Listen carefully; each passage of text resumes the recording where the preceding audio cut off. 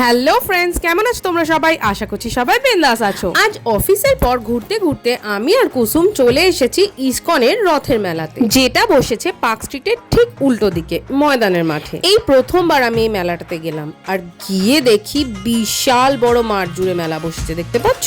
আর তিনজনের রথটা ওই মাঠের সামনে সুন্দরভাবে সাজিয়ে রেখেছে। বেশ ভিড় হয়েছে এখানে, দেখতে পাচ্ছ? আর মণ্ডপে ঢুকেই সামনেই স্বামী প্রভুপদের মূর্তি ছিল, আর তার ঠিক উল্টো দিকেই ছিল জগন্নাথজির মূর্তি, আর তার সাথে বলরাম আর সুভদ্রাজিও ছিল। চলো এবার দর্শন করে নাও। এই ফাঁকে আমরা একটু ছবি তুলে নিই। এইবার এদিকে এসো, এইখানে হচ্ছে পাঠ। স্বামীজি ওখানে সারা দিন বসে আমাদের উন্নতির উপদেশ দিয়ে চলেছেন। হরে রাম রাম রাম হরে হরে কৃষ্ণ হরে কৃষ্ণ। কিছুক্ষণ কীর্তন শোনার পর আমরা প্রসাদের লাইনের দিকে এগিয়ে গেলাম, আর ওইদিকে গিয়ে দেখি এ মা, সব গামলা শেষ হয়ে গেছে। আমরা প্রসাদ পাবো তো? না না, এই দেখো পেয়েছি, আর অনেকটা করেই পেয়েছি, দেখতে পাচ্ছ? আসলে ওখানে সারা দিন ধরে খিচুড়ি ভোগ রান্না হচ্ছে, ওরকম আমি তো কটা মাত্র দেখলাম, পাতা নেই আরো কত রয়েছে ওরকম গামলা। জয় জগন্নাথ।